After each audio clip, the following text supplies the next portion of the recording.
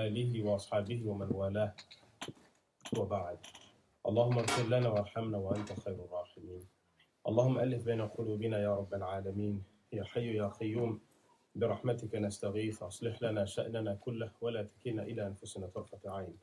We begin in the name of Allah subhanahu wa ta'ala, the one and only who truly deserves to be feared and loved. Beside Allah subhanahu wa ta'ala, there is no power that deserves the fear of man. There is no power that deserves the true love of man. And we beseech Allah subhanahu wa ta'ala to send the choicest of blessings and salutations upon the beloved Prophet, the Messenger, the coolness of our eyes and heart, Muhammad sallallahu alayhi wa sallam. And we beseech Allah subhanahu wa ta'ala to make us amongst those fortunate souls who have the ability to follow in the footsteps of none other than Muhammad sallallahu alayhi wa sallam. We ask Allah subhanahu wa ta'ala to unite us in our hearts. May Allah subhanahu wa ta'ala bring peace and aman and tranquility in lands that are torn by war and bloodshed and unrest. May Allah subhanahu wa ta'ala change their fear into peace and love and tranquility. Ameen ya Rabbil Alameen. Allahumma fi awtanina ya Rabbil Alameen. May Allah subhanahu wa ta'ala increase us in our freedom of religion, in our freedom of expression and speech in this land, and may Allah subhanahu wa ta'ala take us from strength to strength without any fear of any man.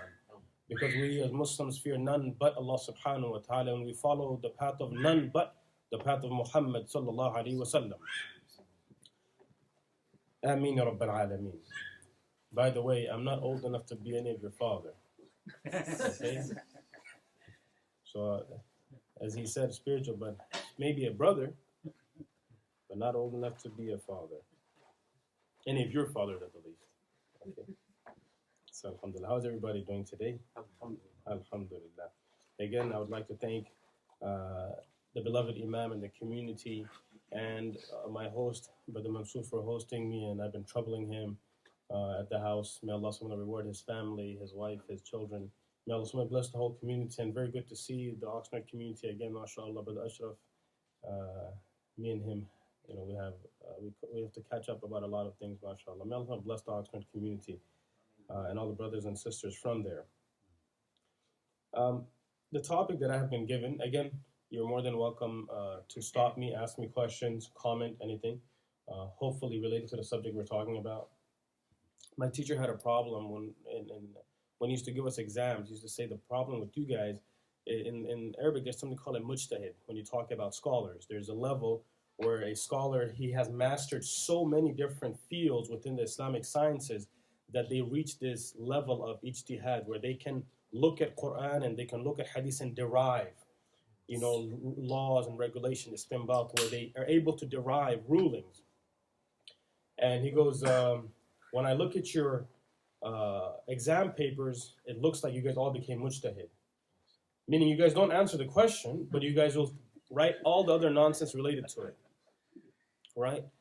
The question is, for example, the hijrah of the Prophet ﷺ, how he migrated from Mecca to Medina. Right? Briefly explain the hijrah and the importance of the hijrah. And the student, he goes, the Prophet ﷺ migrated on a camel. I like camels. The camel is the ship of the desert, right? And then goes on this long tangent that has nothing to do, right? So subhanAllah, may Allah protect us. The discussion that we have in front of us tonight, by the way, I do apologize if I cough. I have a problem with my throat as of now. May Allah subhanahu wa ta'ala cure us of our physical diseases and also spiritual diseases.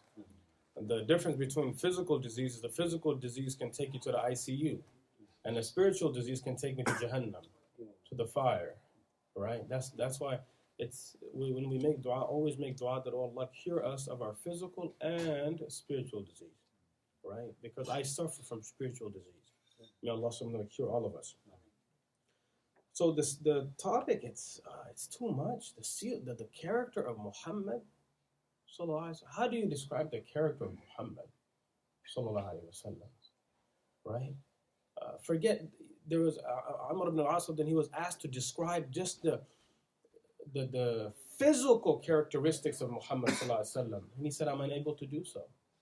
It's too much, right? What I will start off is by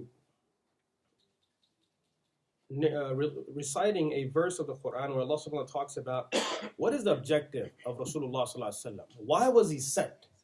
Why is Muhammad sallallahu alaihi wasallam sent to this world? Because I think for us to appreciate the character of Muhammad, you have to understand what character he's playing. Right? Everybody has a character. Sometimes me and you play multiple characters. You're a father, you're a brother, you're a husband. So these are multiple characters. These are multiple characters that me and you play. Right?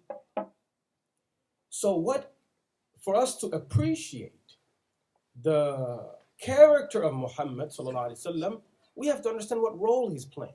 What is his mission? So Allah subhanahu wa ta'ala in the Quran very clearly tells us, as the Prophet sallallahu alaihi wasallam, he has said, إِنَّمَا بُعِثْتُ مُعَلِّمًا, that I have been sent as a teacher. Right? I have been sent as a teacher. And then in the Quran, Allah subhanahu wa ta'ala says, لَقَدْ مَنَّ اللَّهُ عَلَى الْمُؤْمِنِينَ إِذْ بَعَثَ فِيهِمْ رَسُولًا. Right? إِذْ بَعَثَ فِيهِمْ رَسُولًا مِنْ أَنفُسِهِمْ يَتْلُو عَلَيْهِمْ آيَاتِهِ وَيُزَكِّيهِمْ وَيُعَلِّمُهُمُ الْكِتَابَ وَالْحِكْمَةَ وَإِنْ كَانُوا مِنْ قَبْلُ لَفِي ضَلَالٍ مُبِينٍ. In this verse, Allah subhanahu wa ta'ala talks about that verily Allah had favored the believers. Manna, favor, extreme favor. This is one of those places in the Quran that Allah subhanahu wa ta'ala talks about his great favors. And amongst the greatest of favors, that he has given you a guide such as Muhammad sallallahu alaihi wasallam. إِذْ بَعَثَ فِيهِمْ رَسُولًا مِنْ أَنفُسِهِمْ, when he has sent amongst you a messenger from yourself. Now, what were the objectives of this prophethood? What character was Rasulullah sallallahu playing? What affected his character? So the first, يَتْلُو عَلَيْهِمْ آيَاتِهِ. The Prophet ﷺ had to recite to us the Quran and the verses and the signs of Allah subhanahu wa ta'ala. وَيُزَكِّيهِمْ. Now, if somebody is a teacher sent to you, what does that make you automatically by default? And what do you have to do to be a student? You have to admit that you don't know. Right? You got to admit you don't know. That's the only way me and you can benefit. You can't sit in front of Muhammad sallallahu alaihi wasallam and say, but I think. Forget your I think. There's no I think. You learn what Muhammad sallallahu alaihi wasallam said, and then you apply. Right? Meaning when you come to Muhammad sallallahu alaihi wasallam, he wasn't taught by man that you can question what he teaches. وَمَا يَنْتِقُ عَنِ الْهَوَى. He doesn't speak out of his own accord. إِنْ هُوَ إِلَّا وَحْيُ يُوحَى. What he says is revelation from God. Right? So when you come in front of Muhammad sallallahu alaihi wasallam, a lot of us say, I read hadith and stuff, but I don't understand. Right? You don't understand because I haven't admitted the fact that I don't know. For me and you to benefit from Muhammad sallallahu alaihi wasallam, the first thing we have to understand is look, I don't know. I'm here to learn. Right? Look at the paradigm that I'm coming from. Right? Am I asking or reading about the hadith and the Quran to learn or to challenge? Right? A lot of times I'm talking about myself. Post 9/11. Right? There was a time of confusion where I'm reading hadith and I'm like, I don't understand. But then it came to by the dua of my parents and people that cared about me, people that care about you, what do they care about? Not if you got Jordans on, not if you're going to Payless, right? No, that's not what you care. That's not what they care about. They care about your well-being of the hereafter. Are you connected with who? Drake? No, forget Drake. That fool. No, are you connected to God? Right? You have to be connected to Allah subhanahu wa ta'ala. That's success. So they helped me realize that, Abdullah, your paradigm, the glasses that you're looking at Quran through, it's not the glasses of acceptance. They're glasses of challenge. When you're looking and you're asking, you're trying to challenge. Allah subhanahu wa ta'ala says, we will never guide those who try to challenge us, but we will guide those who want to find us. So when you ask a question, you have to ask, am I asking this question? The other day we had a youth night called Straight Talk with youth, a bunch of knuckleheads. We are. When I was younger, I was a knucklehead, right? I'm serious. That's what we are. You young people, that's what we are. We're knuckleheads, right? So after the whole talk, one said, but why can't we smoke weed? What does that have to do with the whole talk? No, I'm just asking, why can't we smoke weed? I said, okay, no problem. Now, The only way I'll answer that question is if you tell me what is the motivation behind you asking this question. Because if you're asking to find out what God wants for you, then you will accept. Because the paradigm from which you're asking the question is up. You want to know, what does God want from me? But if you're asking, because I smoke anyway, and I don't really care what you got to say, well, then I'm not going to bother talking to you. Because it's futile, right? So when you come in front of Muhammad sallallahu alaihi wasallam, if Allah has sent him as a teacher, that makes us by default, by the proclamation of the Quran, as students. And as a student, the very first thing is adab and etiquette in front of Muhammad sallallahu alaihi wasallam. The Muhammad, we don't know. So teach. So his first objective is to teach us the Quran. To teach us the Quran. When a person now learns the Quran open-heartedly, then the second stage comes in. The natural outcome of a person who studies the Quran because they love Allah or they're trying to fall in love with Allah. Right? Let me tell you, to find Allah, you don't even need a person. Right? A very close friend of mine, Yahya Johnson, locked up for 17 years, tatted from head to toe. Right? 17 years, never met a Muslim in his life. Never. How in the world does he find Allah in the confines of a jail? How does he, in a state of incarceration, how does he find God when he has never met? You know why? Because he wanted to fall in love with Allah. This is the promise of Allah. لَنَهْدِيَنَّهُمْ سُبُلَنَا. Those who want to find me, we will definitely, lam لِلتَّأْكِيد وَنُونَ ثَقِيلَ لِلتَّأْكيد, we will definitely guide you. But you got to be a true seeker. That's all it takes. You got to seek Allah and you got to mean it. That's all it is. Right? So when it comes to Rasulullah sallallahu alaihi wasallam, the first objective is to teach us the Quran, and then the natural outcome of those who learn the Quran or are in the process of learning the Quran and benefiting the Quran is that you're purified. You are purified. Or yuzakihim, that you cleanse them. This is inner cleansing. Right? This is the heart we're talking about. Right? This is what the Prophet said, Inna Allah la yanzuru ila ajsamikum wa la ila suwarikum. Allah doesn't look at your physical beauty. Right? Allah doesn't look at your intellectual capability. MashaAllah, the other day I was at the masjid, and one of our young gentlemen, I saw him, we have a basketball court, and the bathrooms are right there, and the glass is right there. And he's standing in front of the mirror the whole time, 5 minutes, just going like this. I say, you fool. Right? I mean, look at this. And you go to these young men, a lot of these, if you have this, by the way, I'm going to be looking around and see if your eyes are twitching. Then I know you are a victim of this. So close your eyes. You go to a boy's bathroom.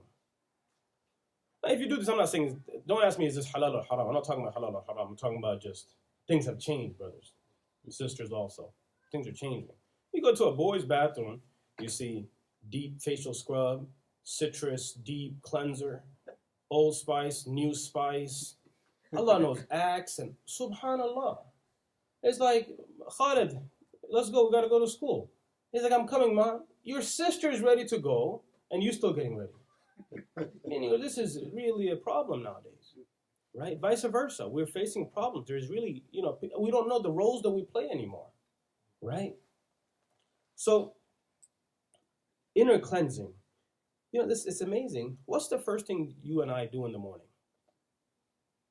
I mean, sometimes we're so automated, so programmed. It's really shocking. What's the first thing Abdullah does when he gets up in the morning? I get up, and the first thing I do is wash my face. Why do you wash your face? Why do you wash your face in the morning, if I can ask you? Why would you wash your face in the morning? You don't mind me asking you.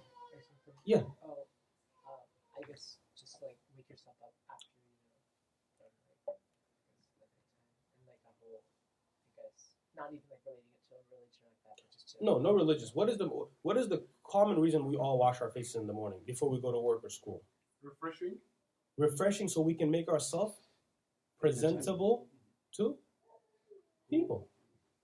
So that you can make yourself presentable to people. Imagine I'm 26, 27, 30, 35, 40 years old. Have I got up in the morning and said, hey, let me, wash my heart today? Because Allah doesn't look at your face. The first thing we wash is our face in the morning so that people can see it and say, oh man, that's a handsome fella right there. Oh, she's pretty. That's a pretty one right there, right? So people can comment on our beauty. When is it that we get up in the morning and say, hey, let me cleanse that heart that my Allah looks at, right? Let me cleanse that heart that my Allah is looking at constantly, right? With all that filth in there. Put some Old Spice in there. The Old Spice is the Quran and Sunnah. I spice you up, right? So you have the Prophet ﷺ teaching us the verses of the Quran, the result of which is a person is cleansed internally.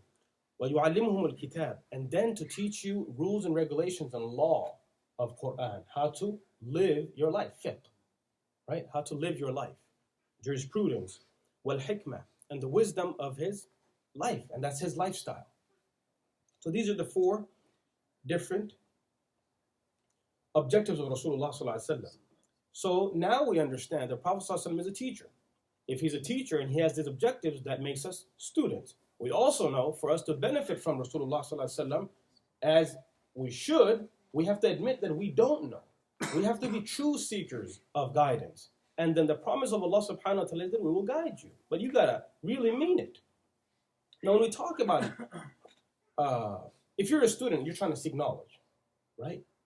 Now when it comes to knowledge, because alhamdulillah we have a crowd of students, brothers and sisters, may Allah bless all of you. This is what's up. This is really what's up.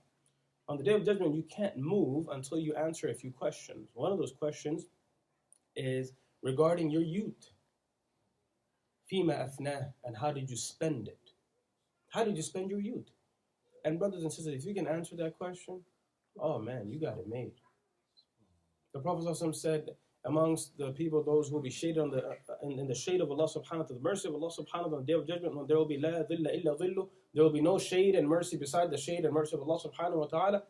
Amongst the 7 categories of people we're talking about today, one is shabun nasha fi ibadatillah, a young person, a young man or woman who grows up in love with Allah subhanahu wa ta'ala. Just fall in love with Allah subhanahu wa ta'ala. Sometimes we wonder, how much does Allah love me? Where do I stand with Allah? So, Atullah Iskandari rahimahullah, he says, now listen to this now, this is some deep stuff, okay? He says, if you want to know where you stand with Allah, sometimes we think like that, right? Right? I'm driving, man, how close am I to Allah? Right? Am I on Allah's A-list? Am I on speed dial with Allah subhanahu wa ta'ala? Where do I stand with Allah subhanahu wa ta'ala? You think that. And Atullah al-Iskandari rahimahullah, he says very beautiful. If you want to know where you stand with Allah, see where Allah stands with you. Is Allah your first priority? If Allah is your first priority, then know that you are Allah's first priority. That's simple. You want to know where you are with Allah? See where Allah is with you. That's very simple. Right? Subhanallah. Is my Allah the first that I try to please? If that is, brothers and sisters, you got it made. And may Allah bless you. You being here Saturday night, you have the power, the look, the walk, the talk, to go do whatever you want. Doing everything. Inna Allah la yudhi'u ajra al-muhsinin. Allah does not waste and let go to waste these small moments that you are spending for the sake of Allah. You will see these mountains on the Day of Judgment. And you will think, why? Where did this come from? It was because you sat for a few minutes, we sat and we just conversated about how to fall in love with Allah. That's all we're talking about. All we're talking about is how to fall in love with Allah subhanahu wa ta'ala. Right? Our relationship with Allah subhanahu wa ta'ala. When we talk about knowledge, I shared with you the saying of Imam Shafi'i rahimahullah. The brothers and sisters that were here before, do you remember what that is? What did Imam Shafi'i rahimahullah say regarding knowledge? He said, al-ilmu ilman. When it comes to knowledge, you have 2 branches of knowledge. Ilmu din wa ilmu dunya. knowledge regarding your physical body, and knowledge regarding your spiritual body. And then he said something very beautiful to sum it up. He said, don't live in a land where there is no religious scholar that may inform you regarding your religious affairs. And also don't live in a land where there is no physical doctor who can inform you regarding your physical body and physical ailments, right? Now, I want to talk to you about this concept where there's some misunderstanding, and it goes back to the, yesterday we were talking about this subject of a separation between the sacred and secular, and how that leads to a very big problem, right? So, in Islam, you have something called maqasid al-sharia, okay? Maqasid al-sharia are the objectives of Islam. What's Islam about? What is Islam about? So people say, fast, shahada and salah and siyam and hajj. Well, that's not what Islam is about. Those are obligations that Islam now obligates upon you. That's not what Islam is about. A very quick synopsis of what Islam is about is the maqasid al-sharia. If you look at the objectives of sharia, what are the objectives of sharia? The first objective of sharia is hifdul deen, protection of religion, of faith. That's the first thing. Protection of faith.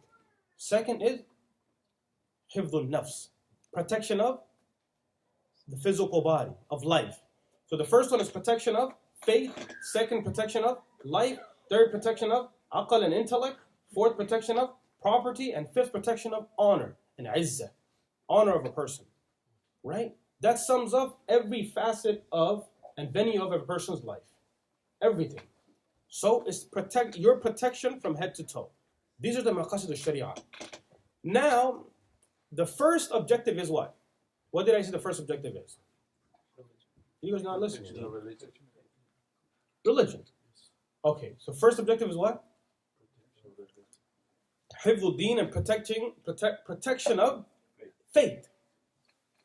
Now in usul, in principles of jurisprudence, they talk about this prerequisite. Okay, a prerequisite is the way to your requisite. Okay, so sometimes to get a job, you need to go through internship. Okay, to become a doctor, you need to go through what? Residency, right? So that's your shart, or that's your prerequisite in you attaining your objective. The objective is not to do residency for the rest of your life, because you're going to be broke. Okay? You don't want to be doing residency for the rest of your life. You want to move on. But you got to go through that, right? So you have to go through a period to achieve your objective. Don't get stuck on the prerequisite. That's another problem we have. Sometimes we're stuck on the prerequisite.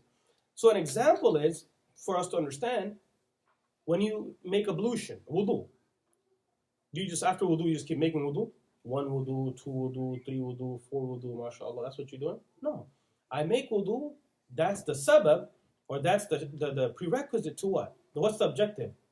Salah, right? Salah is the objective. Now, what the scholars, they say, the usuliyun, what they say is, the prerequisite is the way to get to your objective. And if your objective is an obligation, salah is an obligation? Yes, it's fard.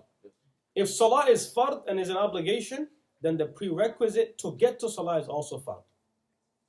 Because you can't pray without wudu, right? You can't make salah without wudu, and if wudu is the means to getting to salah, which is your objective, and the objective is fard, then therefore wudu is also fard. So you got the picture. Okay, now let's take this back and apply it to maqasid al-sharia. The first thing was what? Protection of faith. Now if I ask you, so what about all the steps, the prerequisites that we need to take as a minority in America or a minority anywhere else? Remember, minority is just in numbers. Other than that, Muslims are not minority. Don't get it twisted now. Right? Muslims are not minority. Right? You're not minority. How could you be minority if you have Allah beside you? Right? So we have to work on our tenets of faith. Right? Inna Allah ma'ana. When the Prophet he said to Abu Bakr Siddiq, we're two, and these guys have bows and arrows and horses and all that. But Abu Bakr, relax. Inna Allah ma'ana. Allah is with us. Who got your back? Allah got my back. Right? You got nothing to worry about. So Muslims are a minority, yeah, when it comes to maybe voting and all this stuff, you know. But Muslims are a minority. Sorry, what was I saying? Protection of faith.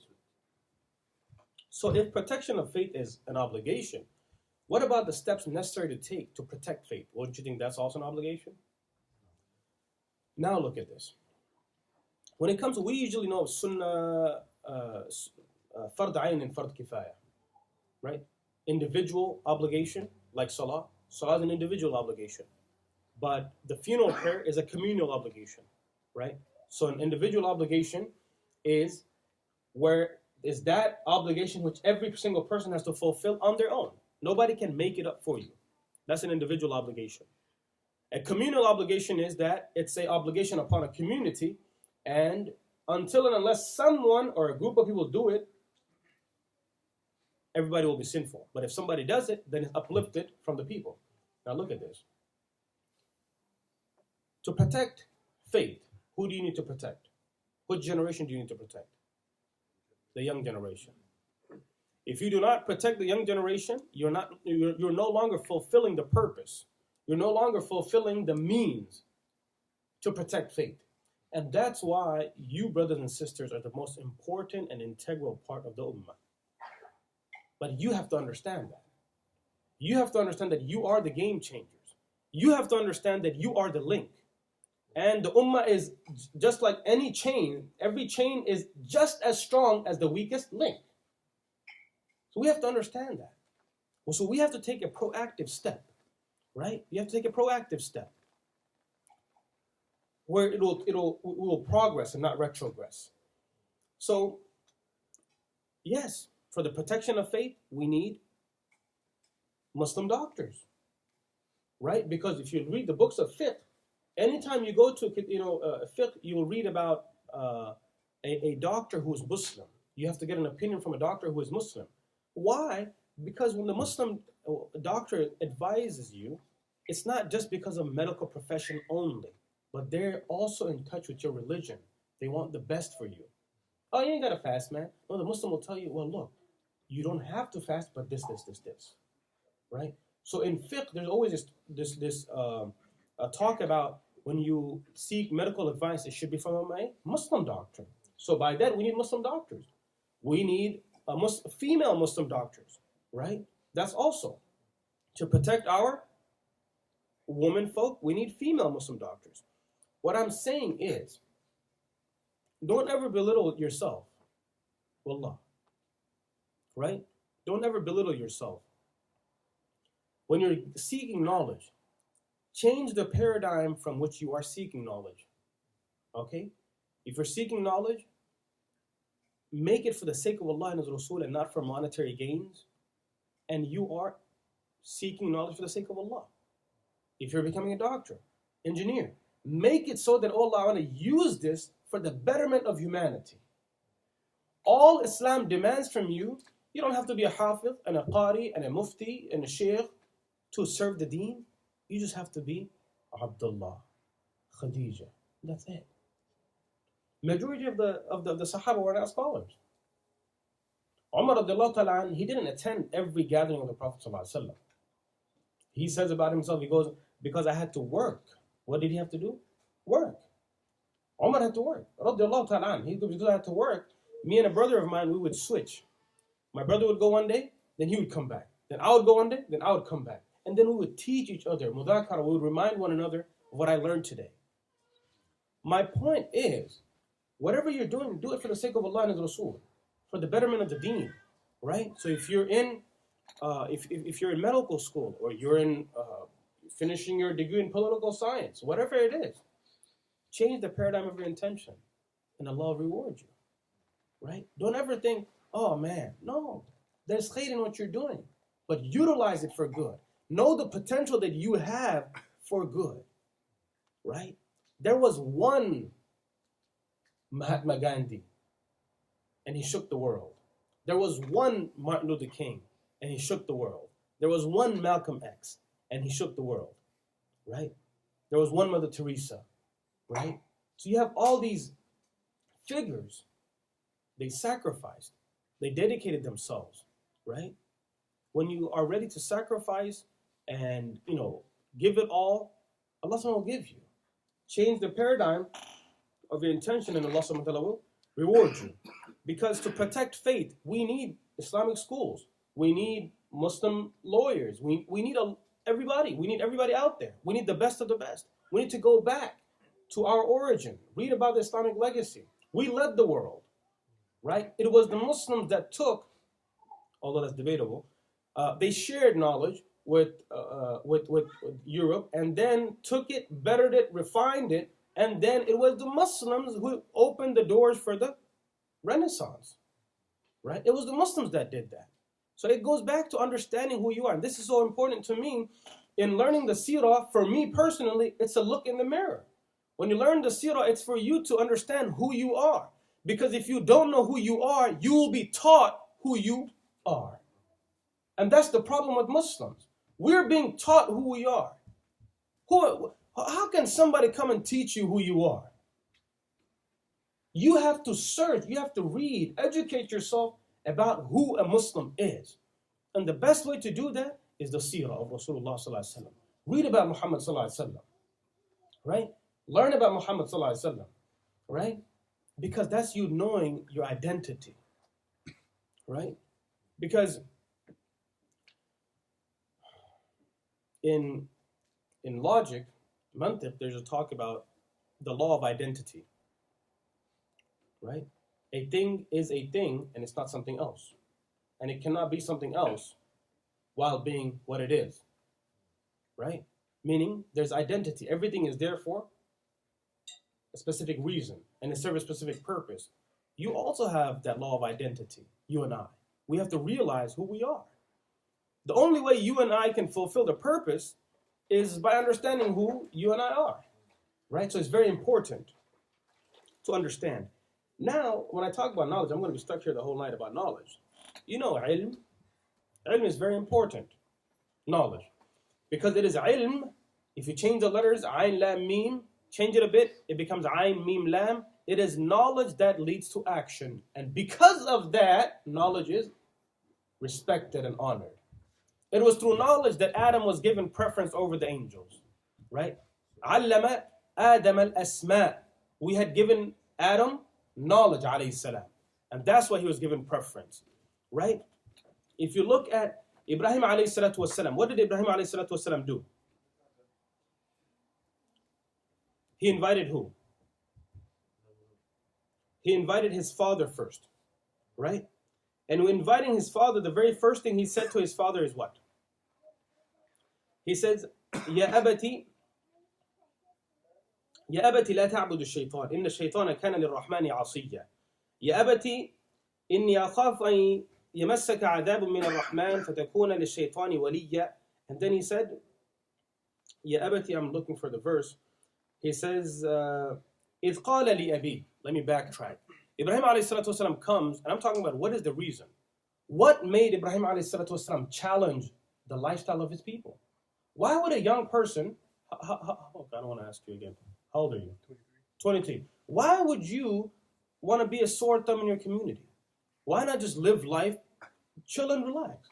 What would cause a young man like Ibrahim alayhi salatu wasalam stand up and challenge the lifestyle of a people when he knows the only thing you're going to get out of that is criticism and harshness? You're not going to be treated well when you challenge the lifestyle of people. But what made him challenge? Knowledge. I'm not saying that. Look what the Quran says. He talked to his father. إِذْ قَالَ لِأَبِيهِ يَا أَبَتِي. Oh my Allah. In the young people, we don't know how to talk anymore. We don't know how to talk to our parents anymore. Here you have a son who is a prophet. That's something. Okay? You could be a doctor, but you ain't a prophet. Right? This is a prophet talking here. That's some status. Okay? He comes and he says, he doesn't say, Dad. No, Ya Abati. And his father is not only an idol worshiper, but he makes idols. Okay? And he approaches and he says, Ya Abati, oh my beloved father. Who speaks to their parents like that? right? The strange thing is, in Eastern logic, the definition of human being is what? Al-Haywan al-Natiq. In English, you translate it as rational being. If you translate it literally, it means animal which has the ability to speak. Haywan Natiq. Linguistically, you and I are humans because of our ability to speak.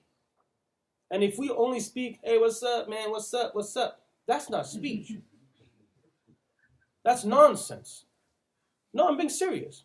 Allah talks about Ar-Rahman. Ar-Rahman, Surah Rahman. And Allah says, Ar-Rahman, the one who is extreme in his mercy. And then Allah justifies his mercy by giving you proof. He is the most extreme in his mercy. How? Allama al-Quran. He's the most merciful. How do you know Allah is the most merciful? Because He has given you the tawfiq, the ability to learn the Quran. That's the biggest mercy, right? Ar-Rahman allama al-Quran, and then خلق الإنسان, and He has created you. What's beautiful is that Allah prefers the virtue of us knowing the Quran is even more than our own existence. Yeah. The fact that you know what the Quran is, it's more virtuous than your own existence. And then the third, وَعَلَّمَهُ الْبَيَانِ, and He taught you how to articulate yourself, how to speak properly. That doesn't mean you speak fancy. What it means, you're respected, you say good things. The Prophet said, قُلْ خَيْرًا, say something good and fruitful, أَوْ لِيَصْمُتْ, or just shut up. That's my translation, by the way. That's my translation, by the way. Yeah, seriously, if you have nothing good to say, shut up, man. That's another problem because we speak nonsense. Brother, I think. Hey, who asked you what you think, brother? Nobody asked you. Right? The problem is half of the problem is this. I think. Right? Because a lot of our thinking is wrong. So here Ibrahim alayhi salam, he comes to his father and he says, Ya abati inni, what is the reason that I'm coming to you, O my father? Ya abati inni qad ja'ani min al-ilm. Oh my father, I'm coming to you because knowledge has come to me. It is knowledge, brothers and sisters, that will free you and liberate you. Right?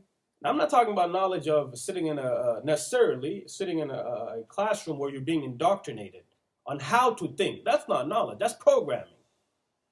You're being indoctrinated how to think. A Muslim knows how to think for himself. You can differentiate between what's right and wrong without being indoctrinated. That's another problem. When you're sitting in a class, you know whatever the teacher is teaching, his or her belief is going to emanate from what they teach, and it's going to affect you, right? So that's why we have to be careful that you're not being indoctrinated to question things that we shouldn't be questioning, right? So again, knowledge. It is knowledge that brings about change, and that is why knowledge is extremely important. What time is it? Subhanallah. You know, knowledge is ilm leads to aql. Aql. Okay? I'm going to ask a question. If you know what it means, automatically, don't answer. If you don't know, try to answer. Okay? Ilm is knowledge. Knowledge leads to aql. Okay? Aql is intellect. Okay? Some people have knowledge, but they're not intellectual. Right? Some people, they start talking, you're like, brother, it was just better you don't talk. I had more respect for you when you didn't talk. Okay, alhamdulillah, let's keep it that way. Okay, just keep texting me. Okay? Don't mind my jokes. I just say things just too silly to make you laugh a little bit. Okay, I don't mean it. May Allah forgive me for my shortcoming. Aql. Right? Aql means intellect. So this is a question. Sometimes you see, especially from the Najd area from Saudi Arabia, they wear something on their head. What is that called? Iqad. See, you didn't hear me. I said if you knew it, not to answer. Stuff. Messed it up. Iqad. And it's mushtaq from, it's derived from aqala. What is the iqal used for? Originally, If you know it, don't answer. What is the aqal used for? It's fashion. It's not fashion. Aqal isn't fashion. How do you, okay, let me give you the indirect answer.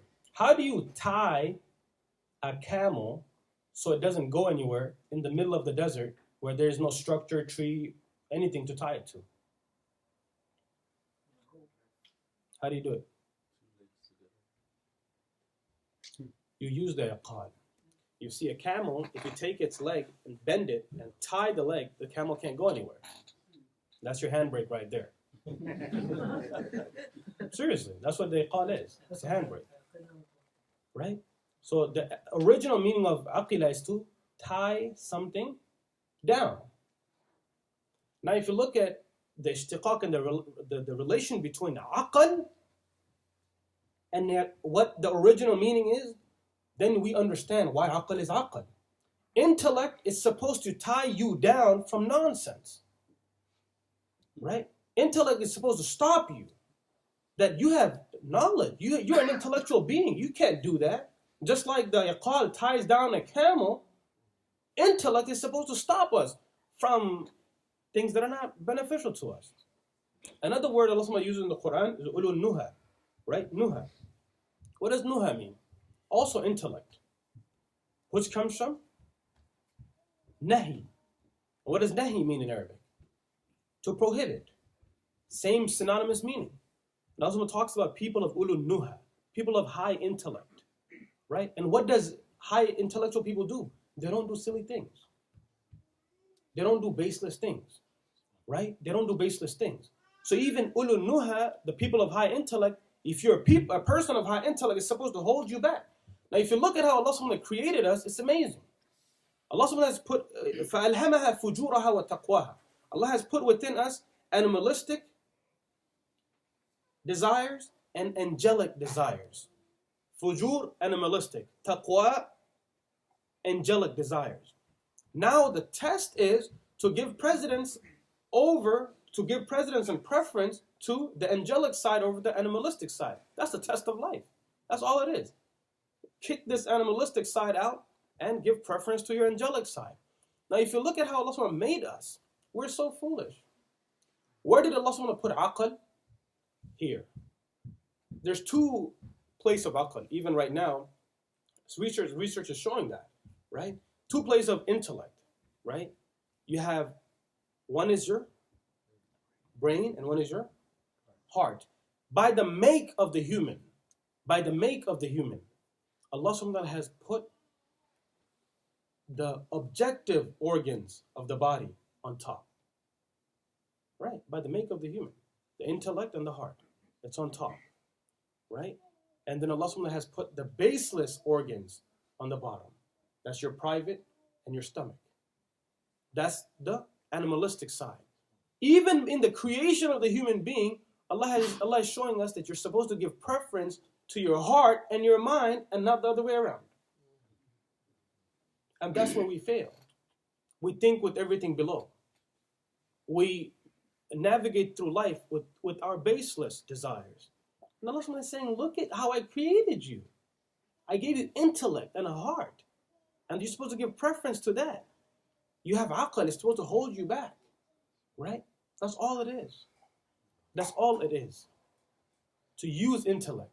So when it comes to the character of Rasulullah sallallahu alaihi wasallam, by which I didn't get to yet, so we got a bit more time. When it comes to the character of Rasulullah sallallahu alaihi wasallam, he came to teach. He was a teacher. And by that default, it makes us students. And for us to learn, you have to read. You have to educate yourself, right? And the reason I'm saying this is because you brothers and sisters are day and night. You're in your undergrad, or you're doing your dissertation. Alhamdulillah, other people are involved. So you're living the life, right? So along with that, make your intention for good, right? Whatever you're becoming. Remember, all Allah asks you is to serve the deen in your own capacity. Khalid ibn Walid, when he was passing away, he said, I wish I had the chance to learn knowledge. He said, I spent most of my time in the battlefield, so he's not a great scholar. He wasn't a jurist amongst the Sahaba. Abdullah ibn Umar was a jurist. Okay? So they play different roles, right? But they play different roles, huh? But they all fit under radiyallahu ta'ala an. They all fit under radiyallahu ta'ala an. All of them. Right? What is the verse in the Quran? Radiyallahu anhu wa radu an. Right? Right? This is beautiful. They are pleased with Allah and Allah is pleased with them. They play different roles. So it doesn't matter what role you play, as long as you play the role for Allah subhanahu wa ta'ala, Allah is pleased with you. So the character of Rasulullah, he was sent to teach, and we are students. So without going further, I'll end there, inshallah. Jazakumullah khair. Anything that's good is from Allah and His Rasul.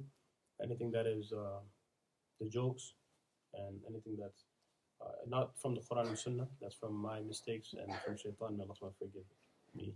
Jazakumullah khair for being such a wonderful audience on this Saturday night. I really enjoyed my stay. Alhamdulillah. I again want to thank everybody for giving this opportunity to get to know you, brothers and sisters. May Allah bless you and increase you in all khair in this dunya and the hereafter. I ask you to make dua. I'll be driving back most likely tonight to LA, and then tomorrow is my flight back to Atlanta. Inshallah. Jazakumullah khair. Assalamu alaikum.